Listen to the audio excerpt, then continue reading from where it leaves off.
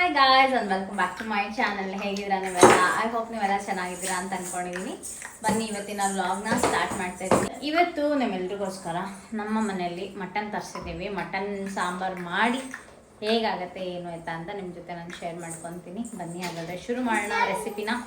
So mutton half kg ಅಷ್ಟೇ ತಂದಿರೋದು, because ಇದು week days ಅಲ್ವಾ, ಸ್ವಲ್ಪ ನಮ್ಮ 3 ಜನಕ್ಕಷ್ಟೇ ಅಂತ ಹೇಳ್ಬಿಟ್ಟು ತೊಗೊಂಬಂದಿರೋದು. ಯಾರು ಎಲ್ಲ ಬಂದರೆ 1 kg 2 kg 3 kg ಹಿಂಗೆ ಜಾಸ್ತಿ ಆಗುತ್ತೆ. ನಮ್ಮ ಮನೇಲಿ ಇರೋರಿಗೆ ನಮ್ಮ ಅರ್ಧ kg that is enough. So ಬನ್ನಿ ಇವಾಗ ಸ್ಟಾರ್ಟ್ ಮಾಡೋಣ. ಹಾಗಾದರೆ ಒಂದೊಂದೇ ನಿಮ್ಮ ಜೊತೆ ಶೇರ್ ಮಾಡ್ಕೊತೀನಿ. ಸೊ ಫಸ್ಟಿಗೆ ಸ್ವಲ್ಪ ಕಾಯಿ ಟೊಮ್ಯಾಟೊ ಅದೆಲ್ಲನೂ ಹೆಚ್ಕೊಂಡು ಇಟ್ಕೊಬೇಕು. ನಾನು ಒಗ್ಗರಣೆಗೂ ಒಂದು ಸ್ವಲ್ಪ ಟೊಮ್ಯಾಟೊನ ಯೂಸ್ ಮಾಡ್ತೀನಿ ಅದಕ್ಕೋಸ್ಕರ. ತುಂಬ ಸಿಂಪಲ್ಲಾಗಿ ಮಾಡ್ತಾ ಇರೋದು. ಏನಂತ ಹೇಳಿದ್ರೆ ಒಬ್ಬೊಬ್ಬರು ಮನೇಲಿ ಒಂದೊಂದು ಥರ ಮಾಡ್ತಾರೆ ಆಯಿತಾ. ನಮ್ಮ ಮನೇಲಿ ನನಗೆ ಹೇಗೆ ಕಂಫರ್ಟೇಬಲ್ಲು, ನನಗೆ ಹೆಂಗೆ ತಿಂದರೆ ಸರಿ ಹೋಗುತ್ತೆ ಆ ಥರ ನಾನು ಮಾಡೋದು. ಎವ್ರಿ ಟೈಮ್ ತುಂಬ ಮಸಾಲೆ ಹಾಕ್ಕೊಳ್ಳೋದು, ತುಂಬ ಸ್ಪೈಸಸ್ನ ಯೂಸ್ ಮಾಡೋದು, ಅಂದರೆ ಚಕ್ಕೆ ಲವಂಗ ಇದೆಲ್ಲ ತುಂಬ ಯೂಸ್ ಮಾಡಲ್ಲ ನಮ್ಮ ಮನೇಲಿ. ನಮ್ಮ ಮನೇಲಿ ಚಕ್ಕೆ ಲವಂಗ ಎಲ್ಲ ತೊಗೊಂಡು ಬಂದರೆ ತುಂಬ ದಿನ ಇರುತ್ತೆ. ಸೊ ಒಂದು ಸ್ವಲ್ಪ ಎಷ್ಟು ಫ್ಲೇವರ್ಗೆ ಬೇಕು ಅಷ್ಟೇ ಯೂಸ್ ಮಾಡೋದು. ಮತ್ತು ಓವರ್ ಮಸಾಲ ತಿನ್ನಲ್ಲ ನಮ್ಮ ಮನೇಲಿ ಯಾರೂ, ಇಷ್ಟ ಆಗಲ್ಲ. ನಮ್ಮಮ್ಮ ತಿಂತಾರಷ್ಟೇ. ನನಗೆ ಸೋಮುಗೆ ಎಲ್ಲ ನಮಗೆ ತುಂಬ ಸಿಂಪಲ್ಲಾಗಿರಬೇಕು.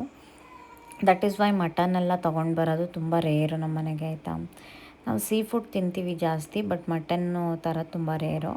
ಯಾವಾಗೋ ಒಂದೊಂದು ಸರಿ ಅಥವಾ ಯಾರು ಬಂದಾಗ ಅಷ್ಟೇ ತೊಗೊಂಡು ಬರೋದು. ಆ ರೀತಿ ಚಿಕನ್ ತೊಗೊಬರ್ತೀವಿ. ಚಿಕನ್ ಜಾಸ್ತಿ ತರ್ತೀವಿ, ಯಾಕಂದರೆ ಪಾಪುನೂ ತಿಂತಾಳೆ, ಹಾಗಾಗಿ ಚಿಕನ್ ತೊಗೊಬರ್ತಾಯಿರ್ತೀವಿ. ಸೀ ಫುಡ್ಗಳು ಜಾಸ್ತಿ ಮಾಡ್ತೀವಿ ಮನೇಲಿ ಅಷ್ಟೇ. ಈಗ ಆಯಿಲ್ ಹಾಕ್ಕೊಂಡೆ, ಸ್ವಲ್ಪ ಆಯಿಲ್ ಹಾಕ್ಬಿಟ್ಟು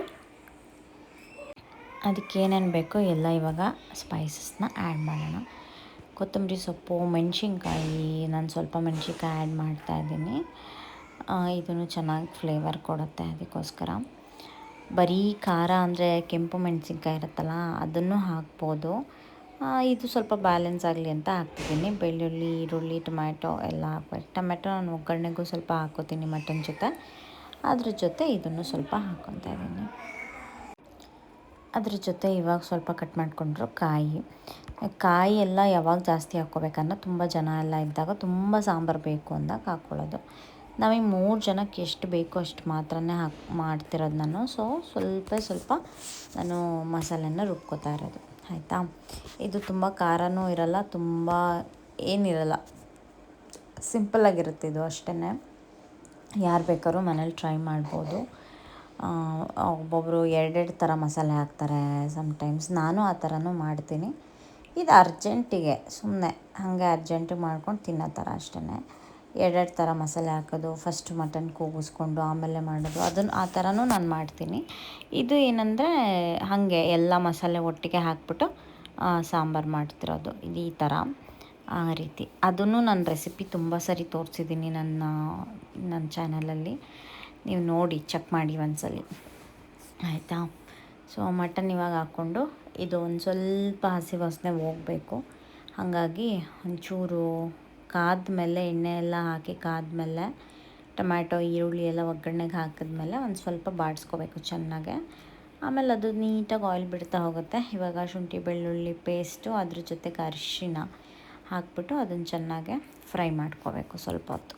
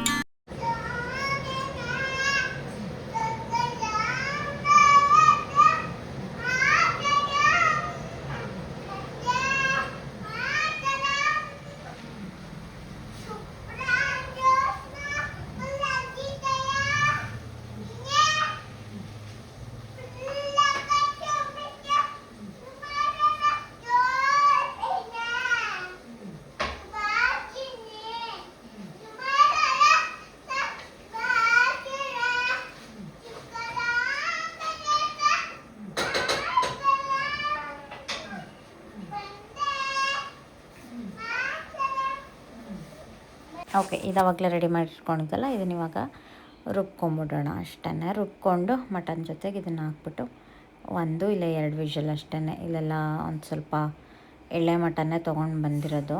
ಚೆನ್ನಾಗಿ ಕೊಡ್ತಾರೆ ಮಟನ್ನು, ಬೆಂಗಳೂರು ಸೈಡಲ್ಲೆಲ್ಲ ಚೆನ್ನಾಗಿ ಕೊಡ್ತಾರೆ. ನಮಗೆ ನಾವು ಅವಾಗೆಲ್ಲ ನಾವು ಚಿಕ್ಕವರಿದ್ದಾಗೆಲ್ಲ ಮಟನ್ 4-5 ವಿಷಲ್ ಹೊಡಿಸ್ತಾಯಿದ್ವಿ ನಮ್ಮ ಮನೇಲಿ. ಅಷ್ಟು ಬಲ್ತಿರೋ ಮಟನ್ ಇರ್ತಿತ್ತದು. ಅಷ್ಟು ಹೊಡ್ಸಿದ್ರು ಬೆಂದೇ ಇರ್ತಿರ್ಲಿಲ್ಲ ಒಂದೊಂದು ಸಲ. ಬಟ್ ಇಲ್ಲೆಲ್ಲ ಚೆನ್ನಾಗಿ ಕೊಡ್ತಾರೆ.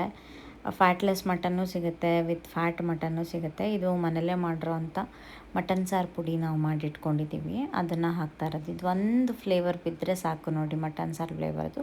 ಇದರಲ್ಲೇ ಎಲ್ಲನೂ ಹಾಕಿರ್ತೀವಿ, ಚಕ್ಕೆ ಲವಂಗ ಅದನ್ನೆಲ್ಲ ಇದ್ರೊಳಗೆ ಹಾಕಿರ್ತೀವಿ. ಸೊ ಅದೊಂದು, ಮತ್ತು ಖಾರದ ಪುಡಿ 2 ಮಿಕ್ಸ್ ಮಾಡಿಬಿಟ್ಟು ನಾವು ಹಾಕಿರೋದು ಅಷ್ಟೇ. ಮಟನ್ ಸಾರು ಪುಡಿ, ಖಾರದ ಪುಡಿ ಎಲ್ಲ ಹೇಗೆ ಮಾಡಿದ್ದೀವಿ ಅಂತ ಅದ್ರದ್ದು ಕೂಡ ವಿಡಿಯೋ ಇದೆ, ನೀವು ನೋಡಿ. ಫಸ್ಟು ಏನಂದರೆ ಎಲ್ಲ ವಿಡಿಯೋಸ್ಗಳು ನನ್ನ ಪೇಜಲ್ಲಿ ಇಂಥದ್ದಿಲ್ಲ ಅಂತ ಏನಿಲ್ಲ, ಎಲ್ಲ ಥರದ ವಿಡಿಯೋಸು ಇದೆ, ನೀವು ತೆಗೆದು ನೋಡೋದಿಲ್ಲ ಅಷ್ಟೇ. ನಿಮ್ಗೆ ಏನಂದರೆ ಗೈಸ್, ನಂಗೆ ಒಂದು ಅರ್ಥ ಆಗ್ತಿಲ್ಲ, ಬೇರೆಯವ್ರು ಮಾಡೋದು ನಾರ್ಮಲ್ ವಿಡಿಯೋಸೇನೆ, ನಾವು ಮಾಡೋದು ನಾರ್ಮಲ್ ವಿಡಿಯೋಸೇ. ಐ ನೋ ಬ್ಲಿಂಗ್ ಅನ್ನೋದು ತುಂಬ ಎಷ್ಟು ಇವಾಗ ಆಗ್ಬಿಟ್ಟಿದೆ ಅಂದರೆ, ಏನಾದ್ರು ಪರ್ಚೇಸ್ ಮಾಡ್ತಾನೆ ಇರಬೇಕು, ಏನಾದ್ರು ಒಂದು ತೊಗೋತಾನೆ ಇರಬೇಕು, ಅವಾಗಷ್ಟೇ ನಿಮಗೆ ನೋಡೋಕೆ ಇಷ್ಟ ಆಗುತ್ತೆ ಅಂತ ನನಗೆ ಅನಿಸುತ್ತೆ. ಸೊ ರೆಗ್ಯುಲರಾಗಿ ಏನು ರೊಟೀನ್ ಇದೆ, ಲೈಫ್ ಸ್ಟೈಲು, ಸೊ ಹೆಂಗೆ ಈ ರೀತಿ ಒಂದು ಮ್ಯಾನೇಜ್ ಮಾಡೋದು ಟೈಮ್ನ ಅಥವಾ ಫ್ಯಾಮಿಲಿನ, ಇಂಥದ್ದೆಲ್ಲ ನಿಮ್ಗೆ ಯಾಕೆ ಇಷ್ಟ ಆಗಲ್ಲ ವೀಡಿಯೋಸ್ಗಳು, ನನಗಂತೂ ಅರ್ಥನೇ ಆಗೋದಿಲ್ಲ. ಆ ಥರ ಹೋಗ್ಲಿ ಬಿಡಿ, ಏನೋ ಒಂದು. ಇವಾಗ ಅದ್ರ ಜೊತೆ ಒಂಚೂರು ಕಸ್ತೂರಿ ಮೇಥಿ ಹಾಕಿದ್ದೀನಿ. ಕಸ್ತೂರಿ ಮೇಥಿ ಹಾಕ್ಬಿಟ್ಟು ಅದ್ರ ಜೊತೆ ಕಾಳನ್ನ ಹಾಕಿದ್ದೀನಿ. ದಟ್ ಈಸ್ ಫಾರ್ ಫ್ಲೇವರ್, ಚೆನ್ನಾಗಿರುತ್ತೆ ಒಂಥರ. ಅದು ಬಿರಿಯಾನಿಗೆ ಹಾಕಿದ್ರೂ ಚೆನ್ನಾಗಿರುತ್ತೆ, ಇದಕ್ಕೂ ಚೆನ್ನಾಗಿರುತ್ತೆ. ನಂಗೆ ಒಂದು ಸೆಕೆಂಡಲ್ಲಿ ಅನ್ನಿಸ್ತು ಬಿರಿಯಾನಿನೇ ಮಾಡೋಣ, ಹೆಂಗಿದ್ರು 1/2 kg ಅಲ್ವಾ ಅಂತ ಅಂದ್ಕೊಂಡೆ. ಅದಾದಮೇಲೆ ಬೇಡ ಬಿಡು, ಇನ್ನೇನು ಸಾಂಬಾರು ಮಾಡೋಕ್ಕೆ ರುಬ್ಬಿಟ್ಟಿದ್ದೀನಿ, ಸಾಂಬಾರೇ ಮಾಡೋಣ ಅಂತ ಅಂದ್ಕೊಂಡು ಹಾಗೆ ಮಾಡಿದ್ದು. ಮಟನ್ ಅಂತೂ ತುಂಬ ಏವನ್ನು ಕೊಟ್ಟಿದ್ರು ಅಂತಲೇ ಹೇಳ್ಬೋದು, ತುಂಬ ಚೆನ್ನಾಗಿ ಕೊಟ್ಟಿದ್ರು ಮಟನ್ನು. ಏನಂದರೆ ಮಟನಲ್ಲಿ ಫ್ಯಾಟ್ ಇದ್ರೇ ಒಂದು ಸ್ವಲ್ಪ ತಿನ್ನೋಕೆ ಅನ್ಸೋದು. ಬಟ್ ತುಂಬ ತುಂಬ ತುಂಬ mutton it is very bad for health, ಅದಂತೂ ನಿಜ. ತುಂಬ ಮಟನ್ ತಿಂತಾನೇ ಇದ್ದರೆ ಅದು ನಮ್ಮ ಹಾರ್ಟ್ ಹೆಲ್ತ್ಗೆ ಅಷ್ಟು ಒಳ್ಳೆಯದಲ್ಲ. ಸೊ ನಮ್ಮ ಮನೇಲಿ ತುಂಬ ಮಟನ್ ಕಡಿಮೆ ಮಾಡೋದು, ತೊಗೊಬರೋದು ತುಂಬ ಕಡಿಮೆ ಮಟನ್. ನಮ್ಮಮ್ಮ ಕೇಳೋದಕ್ಕೆ ತರ್ತೀವಿ ಅಷ್ಟೇ. ನಮ್ಮಮ್ಮ ಮಟನ್ ಬೇಕು ಅಂತಾರೆ, ಹಂಗಾಗಿ ಅವ್ರಿಗೋಸ್ಕರ ತೊಗೊಬರೋದು ಅಷ್ಟೇ. ಜಾಸ್ತಿ ನಾವು ಫಿಶ್ಶು ಆ ಥರದ್ದೇ ತಿನ್ನೋದು. ಸೀ ಫುಡ್ಗಳಿಗೇನೂ ಪ್ರಾಬ್ಲಮ್ ಇಲ್ಲ ಅಂತ ಹೇಳ್ಬಿಟ್ಟು ಅದನ್ನು ತಿಂತೀವಿ ಅಷ್ಟೇ. ಮತ್ತು ಅದು ಬಾಡಿ ನೀಟಾಗಿ ಇಟ್ಕೊಳ್ಳುತ್ತೆ, ಏನೂ ಪ್ರಾಬ್ಲಮ್ ಇಲ್ಲ ಅಂದ್ಬಿಟ್ಟು ಅದನ್ನು ತೊಗೊಬರ್ತೀವಿ. ಏಡಿ ಆಗಲಿ, ಆಮೇಲೆ ಫಿಶ್ ಆಗಲಿ, ಅದೆಲ್ಲ ಜಾಸ್ತಿ ತರ್ತೀವಿ. ಈಗೇನಿಲ್ಲ, ಎಷ್ಟು ಬೇಕೋ ಅಷ್ಟು ನೀರು ಹಾಕ್ಕೋಬೇಕು. ನೀರು ಹಾಕ್ಕೊಂಡಾದ್ಮೇಲೆ ಲಿಡ್ ಕ್ಲೋಸ್ ಮಾಡಿಬಿಟ್ಟು ಮುಚ್ಚಿಬಿಡೋದಷ್ಟೆ. ಅದಕ್ಕೆ ಮುಂಚೆ ಕೊತ್ತಂಬರಿ ಸೊಪ್ಪು, ಉಪ್ಪು ಎಲ್ಲ ಹಾಕಿದ್ದೀರ ಅಂತ ಕನ್ಫರ್ಮ್ ಮಾಡಿಕೊಂಡು ಆಮೇಲೆ ಲಿಡ್ ಕ್ಲೋಸ್ ಮಾಡಬೇಕು. ಉಪ್ಪೆಲ್ಲ ಕರೆಕ್ಟಾಗಿ ಒಂದು ಸರಿ ಹಾಕಬೇಕಷ್ಟೇ ಗೈಸ್. ನಾನ್ ವೆಜ್ ಯಾವುದೇ ಆದರೂ ಅಷ್ಟೇ, ಪದೇ ಪದೇ ಉಪ್ಪನ್ನ ಆ್ಯಡ್ ಮಾಡ್ಕೊಳ್ಳೋಂಗಿಲ್ಲ, ಅದು ಚೆನ್ನಾಗಾಗಲ್ಲ ರುಚಿ. ಸೊ ನೀವು ಏನು ಫಸ್ಟ್ ಟೈಮ್ ಹಾಕುವಾಗ ನೀವು ಏನು ಉಪ್ಪು ಹಾಕಿರ್ತೀರ ಅದೇ ಫೈನಲ್ ಅಷ್ಟೇ, ಆಯಿತಾ. ಸೊ ಈಗ ಎಲ್ಲದನ್ನು ಎತ್ತಿಟ್ಕೊಂಬಿಡೋಣ. ಅದೊಂದು 2 ವಿಷಲ್ ನಾವು ಓಡಿಸೋದು, ಸಮ್ಟೈಮ್ಸ್ ಒಂದೇ, ಯಾಕಂದರೆ ಅಷ್ಟು ಸಾಫ್ಟಾಗಿ ಬೆಂದೋಗ್ಬಿಡುತ್ತೆ. ನಾವು ಫಸ್ಟು ಇಲ್ಲಿಗೆ ಬಂದಾಗ, ಅಂದರೆ ನಾವು ಬೆಂಗಳೂರಿಗೆಲ್ಲ ಬಂದಾಗ ಅಲ್ಲಿ ಊರ ಥರನೇ ಇಲ್ಲೂ ಮಟನ್ ಸಿಗುತ್ತೆ ಅಂದ್ಬಿಟ್ಟು 4-5 ವಿಷಲ್ ಹೊಡೆಸ್ಬಿಡ್ತಾಯಿದ್ದೆ. ಏನೂ ಸಿಗ್ತಿರ್ಲಿಲ್ಲ ಸಾಂಬಾರಲ್ಲಿ, ಆ ಥರ ಆಗೋಗ್ಬಿಡೋದು. ಅದು ಅಷ್ಟೇ, ಈವನ್ ಚಿಕನ್ನು ಅಷ್ಟೇ ಬೇಗ ಬೆಂದೋಗುತ್ತೆ ಗೈಸ್ ಇಲ್ಲೆಲ್ಲ. ಅದೇನೋ ಗೊತ್ತಿಲ್ಲ, ಅವರೇ ಫಾರ್ಮ್ ಗ್ರೋ ಅಲ್ವಾ, ಹಾಗಾಗಿ ಆ ಥರ ಇರುತ್ತೇನೋ ಅಂತ ಅನಿಸುತ್ತೆ, ಗೊತ್ತಿಲ್ಲ ಏನಕ್ಕಂತ. ಅಥವಾ ಒಳ್ಳೆ ಕ್ವಾಲಿಟಿ ಮಟನ್ನು ಅಂತ ಅನಿಸುತ್ತೆ. 1 ಇಲ್ಲ 1.5 ವಿಷಲ್, 2 ವಿಷಲ್, ಅಂದರೆ ಈಗ 2ನೇ ವಿಷಲ್ ಬರೋಕ್ಕಿಂತ ಮುಂಚೆನೇ ಸಮ್ಟೈಮ್ಸ್ ಆಫ್ ಮಾಡ್ತೀನಿ, ಆ ರೀತಿಯೂ ಆಗುತ್ತೆ. ಹಾಗೆ ಈಗ ಅಡುಗೆ ಮನೆ ಎಲ್ಲ ಕ್ಲೀನ್ ಮಾಡ್ಕೊಳ್ಳೋಣ ಬನ್ನಿ.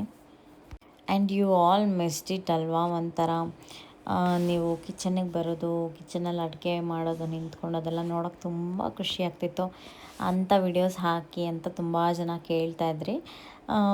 ನನಗೆ ಏನಂದರೆ ಈ ಸರಿ ನಂದು ಸೆಕೆಂಡ್ C-ಸೆಕ್ಷನ್ ಆದಮೇಲೆ ನನಗೆ ಸ್ವಲ್ಪ ಸ್ಟಿಚಸ್ ಹತ್ರ, ಅಂದರೆ ಈಗೀಗ ಆಫ್ಟರ್ 3 months ಏನಾಗ್ತಿತ್ತು ಅಂದರೆ ರೆಡ್ ರ್ಯಾಷಸ್ ಥರ ಆಗ್ತಾಯಿತ್ತು, ಆಯಿತಾ.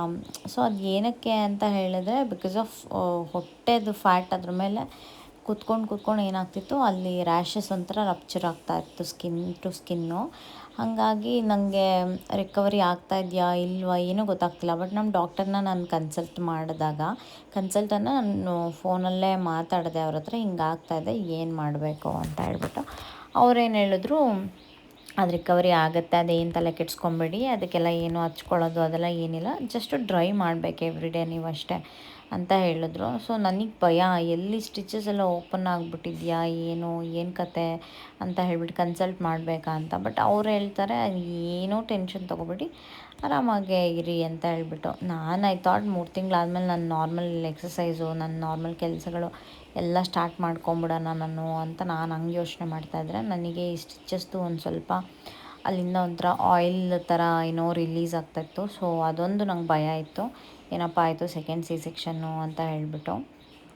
ತುಂಬ ಡ್ರೈ ಮಾಡ್ಕೋಬೇಕು ಅದನ್ನು ಅಂತ ಹೇಳಿದ್ರು. ಅಂದರೆ ಎವ್ರಿ ಟೈಮ್ ನಾವು ಡೈಲಿ ಸ್ನಾನ ಮಾಡಬೇಕು, ಡೈಲಿ ಅದನ್ನು ಕಾಟನ್ ಕ್ಲಾತಲ್ಲಿ ವಾಶ್ ಮಾಡಿಬಿಟ್ಟು ಅದಾದಮೇಲೆ ಡ್ರೈ ಮಾಡಲೇಬೇಕು ಅಂತ. ಈ ಸರಿ ನಿಮಗೆ ಗೊತ್ತು ಎಷ್ಟು ಸೆಕೆ ಇತ್ತು ಈ ಸರಿ ಸಮ್ಮರಂತೂ, ಮತ್ತು ಇವಾಗ ಮಳೆನೂ ಇಲ್ಲ ಏನೂ ಇಲ್ಲ.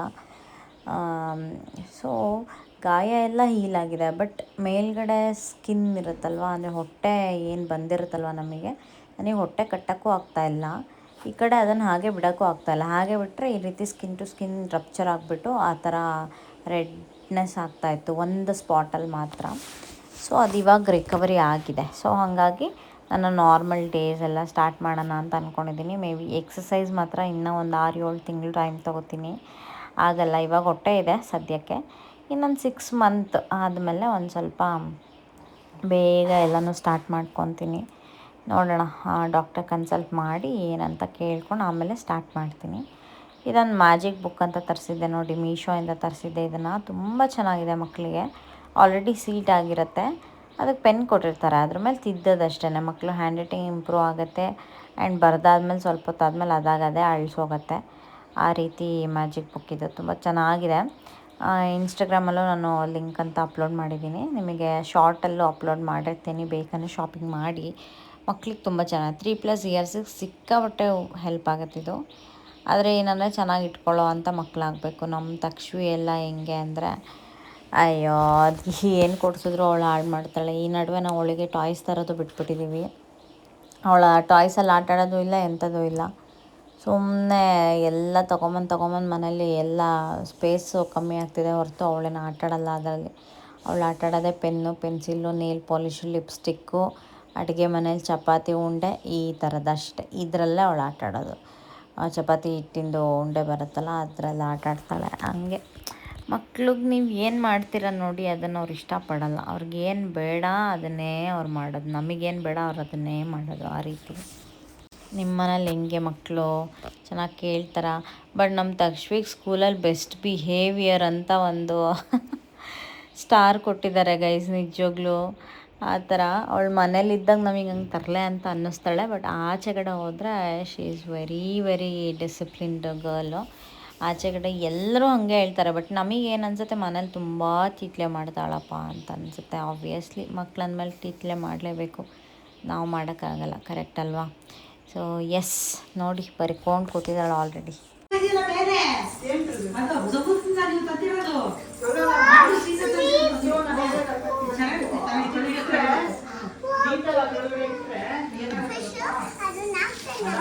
ಈ ಥರ ಇದಕ್ಕೆ ಪೆನ್ನು ಕೊಟ್ಟಿರ್ತಾರೆ. ಇದನ್ನು ಈ ಪೆನ್ನಿಗೆ ಹಾಕ್ಕೊಂಡು ಬರೆಯೋದು. ಚೆನ್ನಾಗಿದೆ. 3+ ಇಯರ್ಸಿಗೆ ಬರುತ್ತಿದ್ದು, ತುಂಬ ಚೆನ್ನಾಗಿದೆ. ಇದ್ರ ಮೇಲೆ ಹಿಂಗೆ ಒಂಥರ ಪ್ರಿಂಟ್ ಆಗಿರೋ ಥರ. ಅಲ್ಲ, ನೀವು ನೆನ್ಸಿಡಿ ಸಾಕು, ನಾನು ತೊಳಿತೀನಿ ಸೋಮು. ಏಕೀಕಿ ಬೈಲಿ ಬರೀಲಿ ತೋರಿಸು ನಿನ್ನ ಮಕ್ಕ ಒಂಚೂರು. ಎಲ್ಲಿ ಸಿಗೋದೇ ಇಲ್ಲ, ಓಡೋಡು ಚಿಕ್ಕಿ.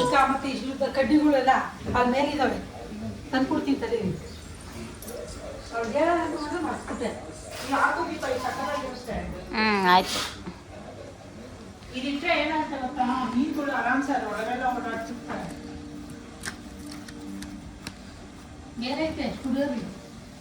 ಅದಕ್ಕೆ ಹಿಂಗೆ ಇದ್ರ ಕೆಳಗಡೆ ಹೋಗೋ ಥರ ಎಲ್ಲ ಇರುತ್ತೆ. ಲಿಸ್ಟ್ ಮಾಡೋಕ್ಕೆಲ್ಲ ಜಾಗ ಸಿಗುತ್ತೆ. ಮತ್ತೆ ಡೀಟೇಲ್ ಆಗಿ ಒಂದು ವಿಡಿಯೋ ಮಾಡ್ಕೊ. ಏನೇನು ಏನ್ರದ್ದು ಇದೆಲ್ಲ ಇಟ್ಟಾದ್ಮೇಲೆ ಅದ್ರದ್ದು ಸುಮ್ಮನೆ ಇರೋದು ನೋಡಿಲಿ ಮೆತ್ತಿಗ್ಲಿ ಹಿಂಗೆ ಬರಬೇಕು. ಹಿಂಗೆ ನೋಡು, ಇಲ್ಲಿ ನಿಧಾನಕ್ಕೆ ಹಿಂಗೆ ಬರೀಬೇಕು. ಓಕೆ, ಅಳಿಸಿಲ್ಲ, ಸರಿಯಾಗಿ ಬರ್ದಿದ್ದಾರೆ ಬಿಡು. ಇಲ್ಲ ಪಾಪು.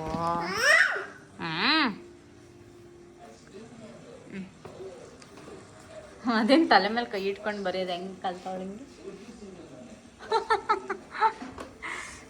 ಅಲ್ಲೋಡು. ಹಂಗೆ ಒಬ್ಬೊಬ್ರಿಗೆ ಅಭ್ಯಾಸ ಇರುತ್ತೆ ಹಿಂಗೆ ತಲೆ ಮೇಲೆ ಕೈ ಹೊಟ್ಕೊಂಡು ಬರೆಯೋದು, ಓದೋದು, ಕೇಳಿಸ್ಕೊಳ್ಳೋದು. ಅಲ್ಲೇನಪ್ಪ ಬಂಗಾರಿ? ಚೆನ್ನಾಗಿದೆಯಾ ಬುಕ್ಕು? ಹ್ಞೂ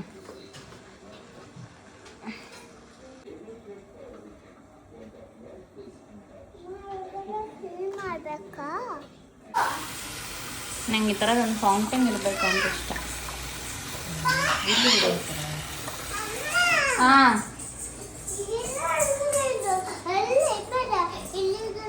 ನೀ ಹಾಳು ಮಾಡ್ತೀಯಾ?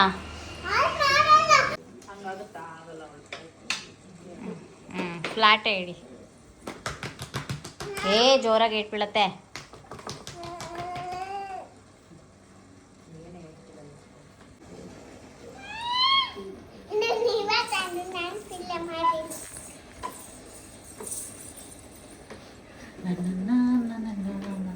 ಅಷ್ಟೇ ಗೈಸ್, ಐ ಹೋಪ್ ಇವತ್ತಿನ ವ್ಲಾಗ್ ನಿಮ್ಮೆಲ್ರಿಗೂ ಇಷ್ಟ ಆಗಿರುತ್ತೆ. ಮತ್ತೊಂದು ವೀಡಿಯೋದಲ್ಲಿ ನಾಳೆ ಸಿಗೋಣ. ಅಲ್ಲಿವರೆಗೂ ಸಬ್ಸ್ಕ್ರೈಬ್ ಮಾಡಿಕೊಂಡು ವೀಡಿಯೋಸ್ನ ನೋಡಿ. ಬಾಯ್.